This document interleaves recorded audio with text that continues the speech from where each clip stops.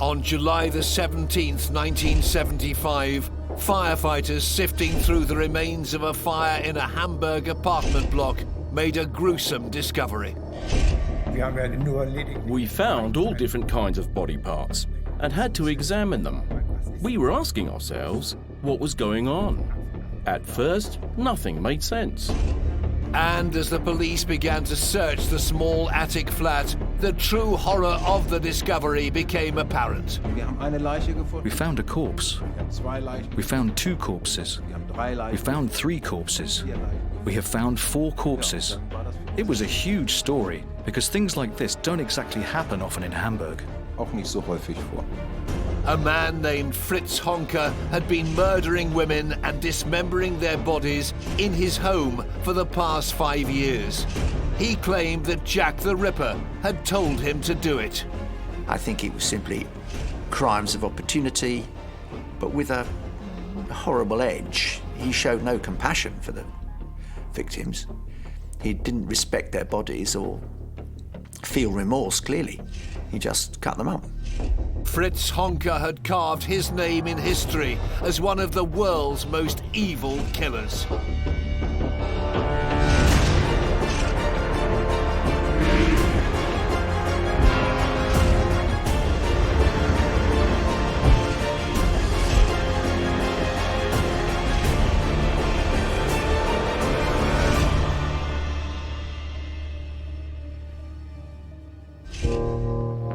The brutal murders of 39-year-old Fritz Honka left the whole of West Germany reeling. When a fire ripped through his apartment block on the 17th of July 1975, out of the ashes, the butchered remains of 4 women were revealed, hidden away in Honka's attic. Nobody knew they'd been missing from the streets of Hamburg. It was a shocking crime scene, even for the hardened murder squad. The lead investigators on the case were Jürgen Fieler and Karl Priess. They told us where the body parts were. So inside the building, we went up to the attic, and there were 2 flats. Mr. Honka's flat and another one. And then there was a toilet and a loft. And in this loft were the body parts. Und in diesem Bodenraum lagen die Leichenteile. Wir standen vor der Tür. We were standing outside the door when a small man walked up the stairs. The flat he lived in was completely filled with smoke. It was right next to the attic that had caught fire. I just happened to be standing right by the front door of his flat, and he goes, "What's going on here?" "As you can see, there's been a fire," I said. "Oh," he said, "that's really bad. Looks like I won't be able to live here anymore." I then asked him who has the key to this attic room and who owns it. To which he replied, "This is my attic room, and I am the only one who's got access to it." And in that moment, there were reasonable grounds to suspect him of a crime. Consequently, we took him to the offices of the police headquarters at Berliner Tor. An die Dienststelle gebracht, ins Präsidium am Berliner Tor. The story of this elusive serial killer begins over 80 years ago. Fritz Honka was born into a working-class family in Leipzig, East Germany, on the 31st of July, 1935. hatte 8 Geschwister. Das Verhältnis zu seinem He had 8 siblings. The relationship with his father was very difficult. He mentions an incident where his father supposedly wanted to kill him, and the connection to his mother was also rather cold. When he was 11 years old, she left the family, so he always had a rather crushing relationship with his parents. Ja, sehr belastetes Verhältnis zu seinen Eltern. All the children were given away, which will have had quite an effect on him. After his father died in 1946, 11-year-old Honka was left to grow up in an orphanage. His childhood was far from ideal. I think he had quite a hard time growing up. These were quite turbulent times in Germany, but for a young lad who was considerably shorter than his peers, he didn't always fit in very well at school, and that made him a target for bullies, so he was always the brunt of someone else's joke. So I don't think he had a very easy time of it at all. After leaving school, Honka began work as a bricklayer's apprentice, but it didn't last long. In 1951, aged 16, he fled from communist East Germany and headed west. He then came over here to West Germany and worked in the farming industry before relocating to Hamburg. And here in Hamburg, he worked for a security service company as a night watchman. So this means he always had a steady income, which of course gave him socially an advantage with the crowds he hung out with. Age 22, he meets his wife and they get married, and things are quite normal and quite regular. But both of them have a bit of an issue with alcohol. Both of them tend to drink to excess, and their relationship becomes quite volatile and quite chaotic. They attract the attention of neighbours and the authorities when they're arguing and they're overheard having domestic disputes. So it's not a particularly nice household for very long. After separating from his wife in 1967, 32-year-old Honka was alone and working the graveyard shift as a night watchman. So he rented a small one-bedroom apartment, which was very close to the red light district in Hamburg. And in this apartment, he created his own little world, basically. He wasn't subject to any kind of informal surveillance of other people who would question, you know, what are you doing? So it was his own little zone, essentially. And this is a place where he would live in something of a little bubble, to be honest. So I think this is a recipe for disaster for someone like him. Honka spent his free time drinking in 24-hour bars around the Reeperbahn in the city's notorious red light district. There will be lots of reasons why people turn to alcohol, but I think in this case, here's an individual who didn't have a lot of control over his life as a child. There was a lot going on around him that he had very little power over whatsoever. And what can happen with people who experience circumstances like these is that in adulthood, they develop an intense need to be in control of what's going on around them. And for some people, that will manifest itself in self-medication. Die eine Kneipe war dieser berühmte goldene Handschuh. One of the bars was the famous Goldene Handschuh, the golden glove. It was named like that because it belonged to a famous boxer.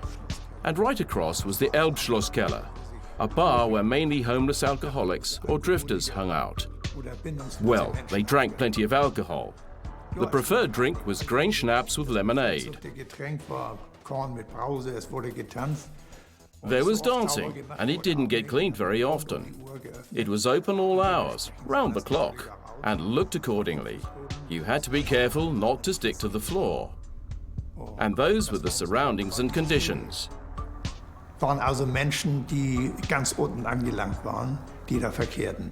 These people had reached rock bottom, at least the women who went there. And now and then, the men would take the women home with them to play sex games. Zu Hause sexuelle Spiele zu machen. The Golden Glove soon became one of Honka's favourite haunts. He would regularly visit after finishing his shift as a night watchman. The owner of the bar, Jörn Nenberg, became friendly with the man his regulars knew as Fiete. Wenn in Uniform gekommen ist, dann war man kommt. When he came in wearing his uniform, you could see that he was very proud of himself. But he was never pushy. People who didn't know him, who just saw him briefly, thought he looked a bit odd. Because Fiete wasn't exactly a pin-up. At times he looked a bit creepy. Auch manchmal ein bisschen gruselig aus. A traffic accident in his 20s had left Honka with a crooked nose and a pronounced squint. Well, here's an individual who has never really had a very positive relationship when it comes to women. So he was abandoned by his mother. The relationship that he had with his wife was quite chaotic and quite unstable. So there isn't a really positive association with women in his mind at this point in time. Honka is a mentally unstable, intellectually challenged runt of a man who has profound sexual problems. He finds sex with a woman almost impossible and therefore demands oral sex. He is a drunk, a loner, who has had almost no paternal, maternal caring as a child. He was no one's idea of Mr. Universe, but he was clearly, or at least able, and could afford to hire prostitutes. Honka had taken a liking to older prostitutes who could often be found in the bars around the Reeperbahn. Das waren ja nun Obdachlose, die kein Einkommen hatten. These were homeless women who had no income. He had money. He could offer alcohol. He could offer a place to stay, and that made it quite easy for him. I wouldn't say to make friends, but certainly to make the acquaintance of people, whether that'll be female or male. And as a result, he was well known in these circles he moved in, the lowest class of society. That was his world. Unteren Milieus, das war seine Welt. And it was a world that was about to implode. On the 17th of July 1975, a fire in Honka's apartment block would lead to a startling revelation: the dismembered bodies of 4 women. Die Feuerwehr ist nach einem Brand eingesetzt worden. The fire service responded to the fire incident, and when they found the bodies in the attic, they called us, the homicide squad. So myself and the rest of the on-duty team made our way to the crime scene. Haben diesen Tatort aufgesucht. The police waited for Honka to arrive home from his shift as a night watchman. He was immediately arrested and taken to the police station for questioning. Wir haben dann dort die Tatortarbeit gemacht. Und im Verlauf We set out to do our work and walk through the crime scene, and during the crime scene investigation, a mummified corpse was found, and underneath this mummified corpse lay a partly decomposed torso. Wir haben also Wände aufgebrochen, Böden aufgebrochen und gesucht. Und in der Wohnung ist es dann dazu gekommen, dass uns auffiel, dass es dort sehr... We broke down walls, broke through the floor and searched. Throughout the whole flat, we noticed this very strong smell. I'd say the typical smell of decay mixed with that of burning, very unpleasant. And so, this led us to search more, and we found a hatch facing the side of the roof that had been covered with wallpaper, and then we broke into the side of the roof and found a large object wrapped in bed linen with a corpse inside. Aufgebrochen und dort in Bettbezügen eingewickelten großen Gegenstand, wo eine Leiche... We took it out and announced that we had discovered another body. Dann haben wir gesagt, es ist noch eine Leiche vorhanden. The press soon got wind of this shocking discovery and headed for the crime scene. Lutz Jaffe was a newspaper photographer at the time. Wir haben ja immer den Polizeifunk gehört. We always listened to the police radio. Back then it was possible to do that, and you could hear where things were happening. That's how we found out about the fire in Zeissstraße. We heard a residential building was burning, and of course I headed right out. Ja, und da war die Feuerwehr natürlich schon da. Und dann wartet man natürlich eine Weile. The fire brigade was already there. You obviously wait a little, because you never know what's going on inside the house. Is anyone hurt? Did someone die? Die Feuerwehrleute. Well, firefighters have a good nose, and they can of course pick up the smell of decaying bodies. Und dann haben die ja erstmal, glaube ich, and then I think they found Honka's bags. Und dann hieß es immer nur, oh, also unten bei der Polizei, wir haben... We were downstairs getting information from the police. We have found a corpse. We have found 2 corpses. We found 3 corpses. We found 4 corpses. Well, of course, for us, it was a huge story, because things like this don't happen very often in Hamburg. Auf der Straße schnell rumgesprochen, dass das nicht nur ein Feuer war, und dadurch... Up and down the street, the news that this wasn't just a fire spread quickly, and a lot of people turned up. You can see in the photo that they looked into the police car. This cluster of people, left and right. It was just sensational. Also, for the people who lived there, it was simply unbelievable. They probably knew him. They knew Honka. The following day, It was on the front page of all of Hamburg's newspapers. As forensic experts worked tirelessly at the crime scene, detectives at the police station were beginning to question Honka about the gruesome discovery. Man muss also versuchen, über die Befragung. During the interrogation, you have to try to get a confession, or at least try to get clues that explain the evidence found at the crime scene. Only this evidence from the crime scene can help to confront him with allegations that eventually lead to charging him. Ich habe ihn also mit der Situation, dass wir 4 Leichen gefunden haben. So I explained the situation. We had found 4 bodies in his living room and the adjoining rooms of his flat, and I confronted him with that. He had nothing to say about it. Er hat gesagt, das weiß ich nicht. Then he said, I don't know. I've got nothing to say about this, and I don't know what you want from me. Of course, in that moment, you accuse him and you say, how is it possible that we found a wrapped-up body behind the disguised wall in your living room? Dass dort eine eingewickelte Leiche gefunden worden. And what about the 2 body parts we found in the covered hole behind your toilet? The mummified corpse and the torso. You see? Nämlich die mumifizierte Leiche und den Torso. And what about the fact that we found loads of women's dresses and that initial examinations of the wrapped-up body show that it is a woman? So is the mummified body, just as the chopped-up body we found under the coals also belongs to a woman. When we confronted him and asked him, what have you got to say to that? He just shrugged his shoulders and said, no idea. Den Kohlen war auch eine Frau. Wenn man ihn dann damit konfrontierte, dass man ihm sagt, was sagen Sie dazu? And there you are, the officer leading the interrogation, and you need to prove to him that he does have something to do with it. Und sollen ihm nun beweisen, dass da was mit zu tun hat. With Honka not giving them any information, the police began the arduous task of trying to identify the remains of all 4 women.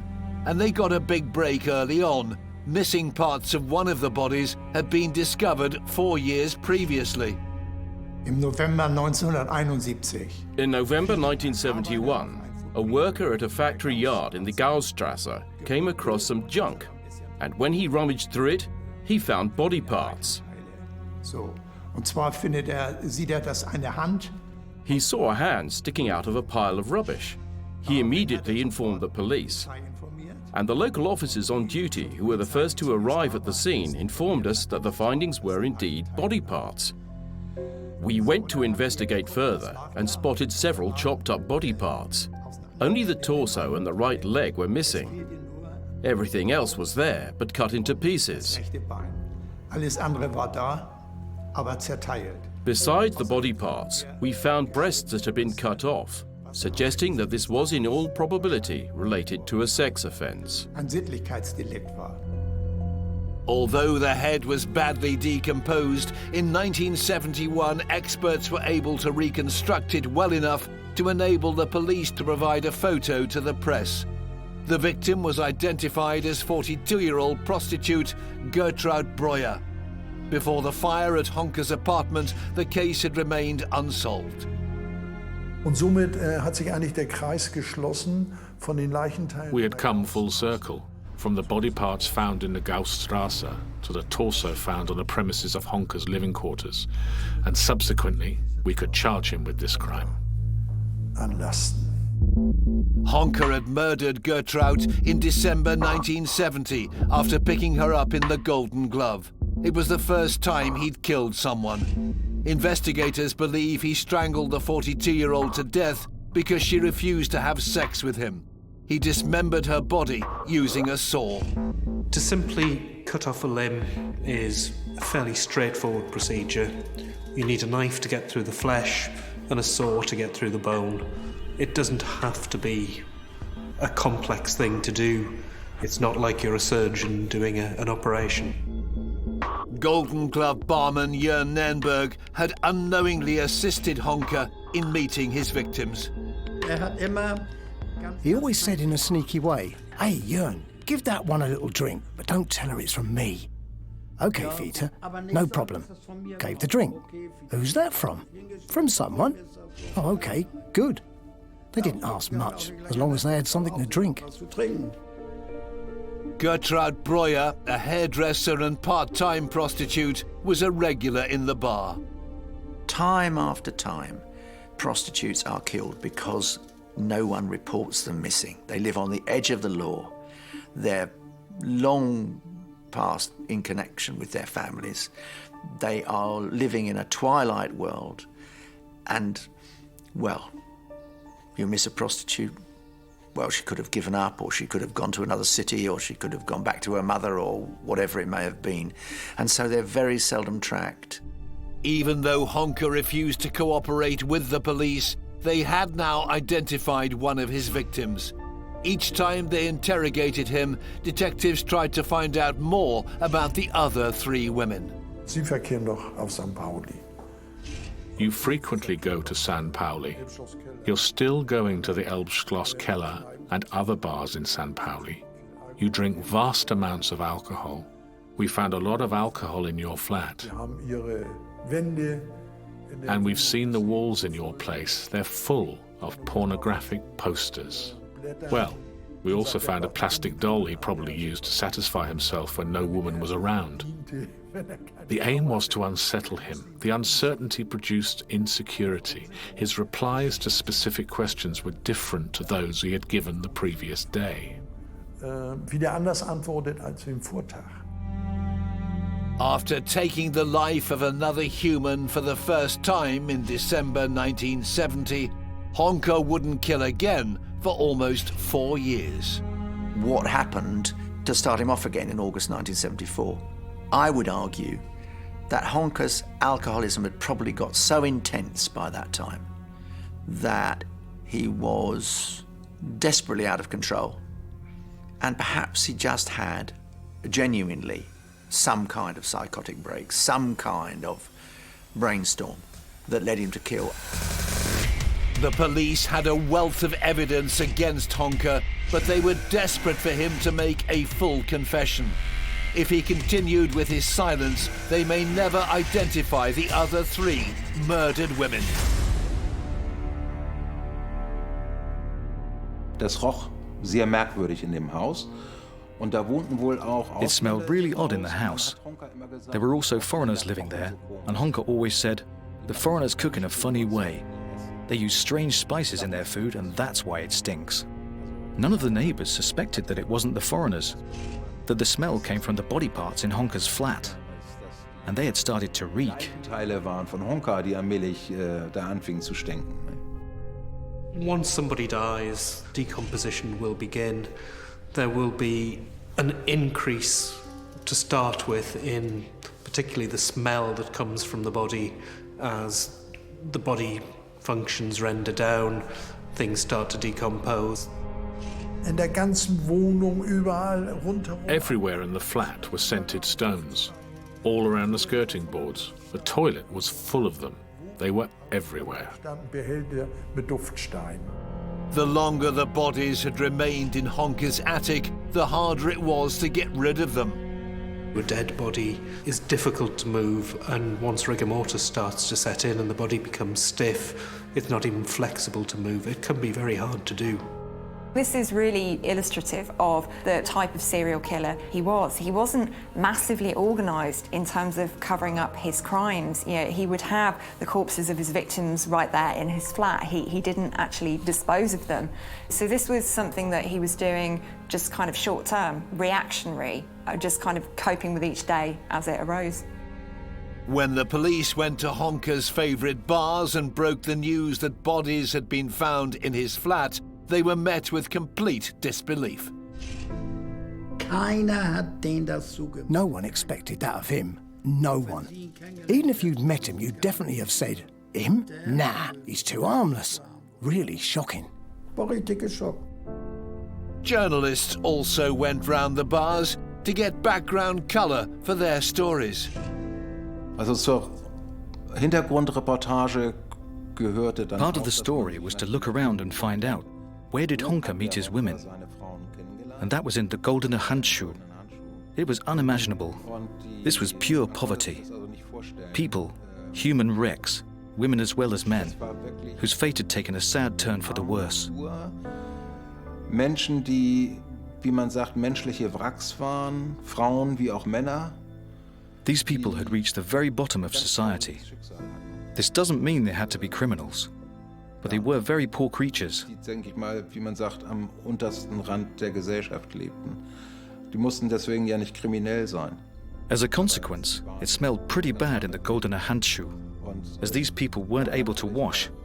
They had nowhere to go, as many of them were homeless. Weil die Menschen hatten ja auch nicht die Möglichkeit, sich zu waschen, waren ja auch viele obdachlos. The police had identified one of Honka's victims as Gertraud Breuer, but the other three remained a mystery. Establishing their identities would not be simple. Even in the modern era of DNA, identifying victims can be incredibly challenging. By and large, you have to have something to compare your victim to. So dental records, evidence of missing people, have they got defining characteristics that's unique to them?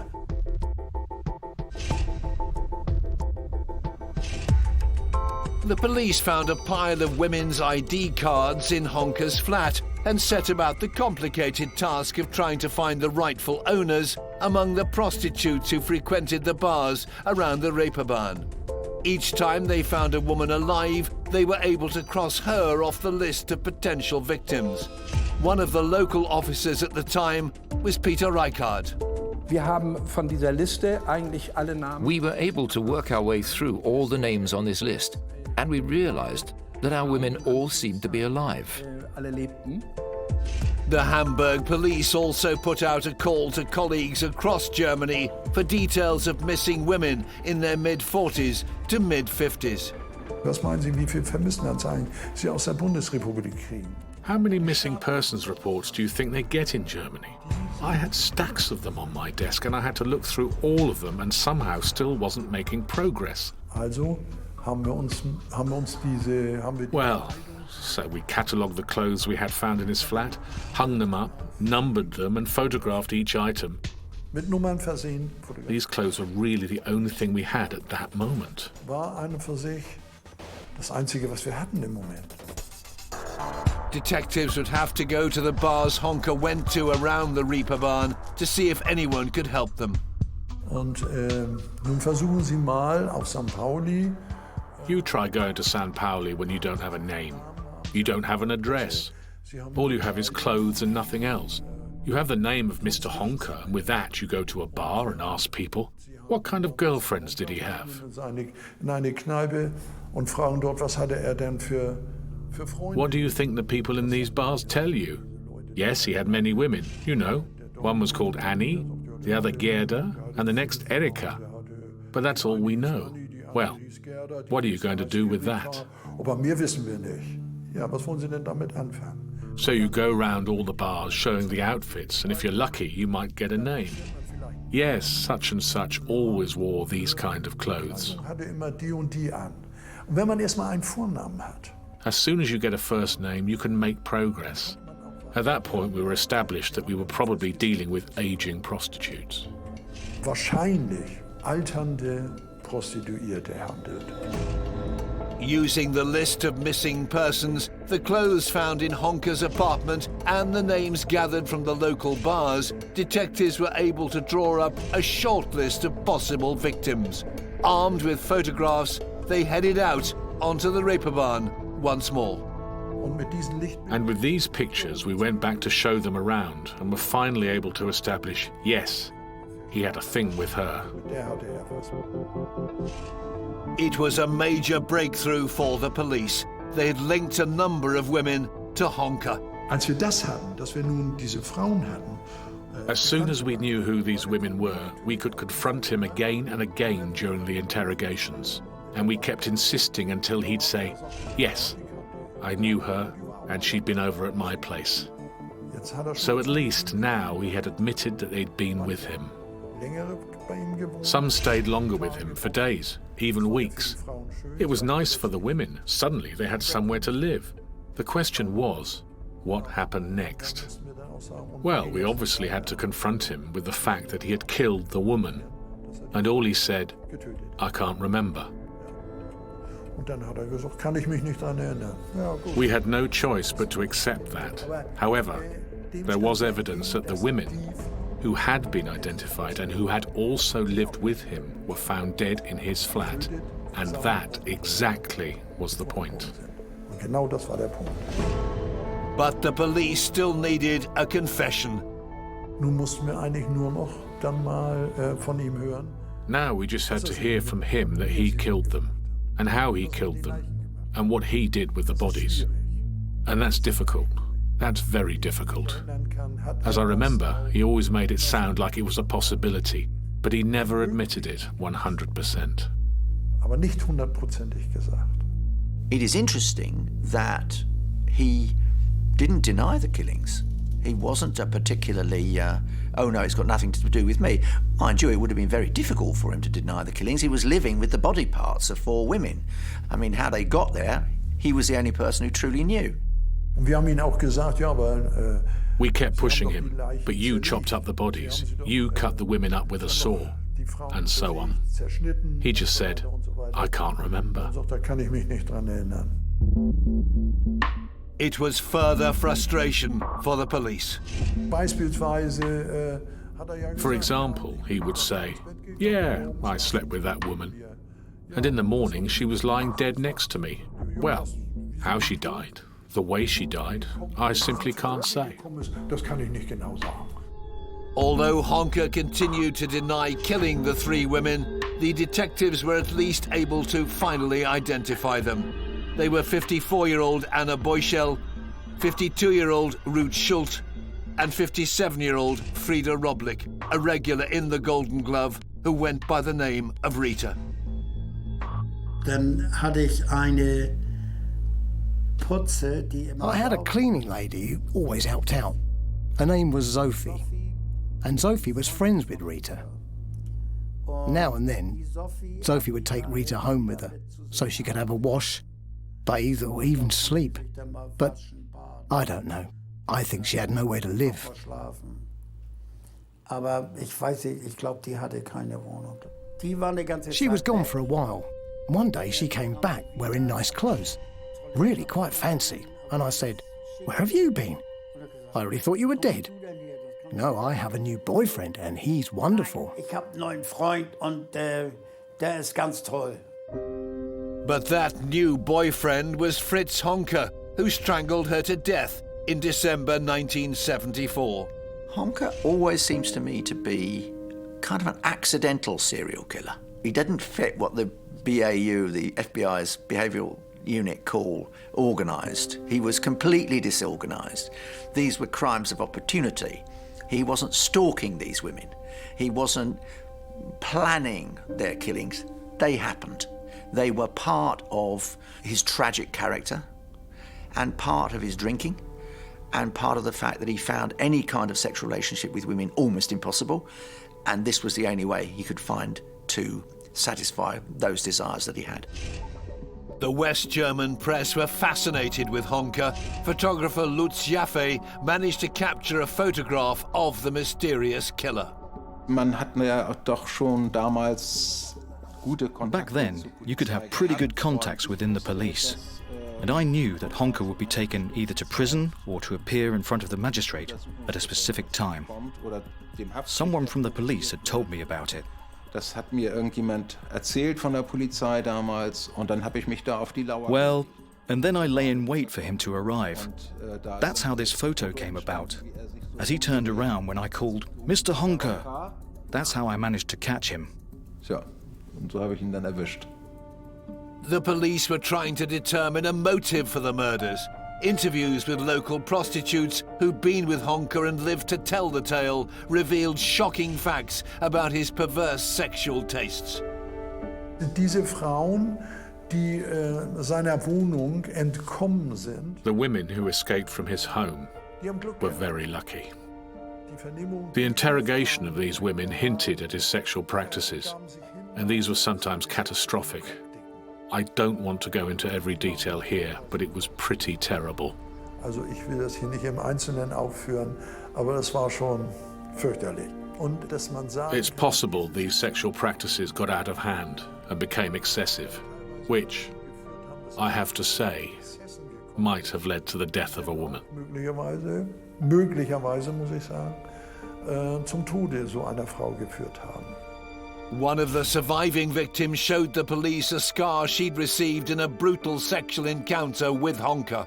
Weil sie sich ja so aufgeregt hat über Fritz Honka, die alte Sau. Because she was so upset about Fritz Honka, that dirty old swine, as she called him, she pulled up her skirt, took off her underwear, and pointed to a scar beside her vagina.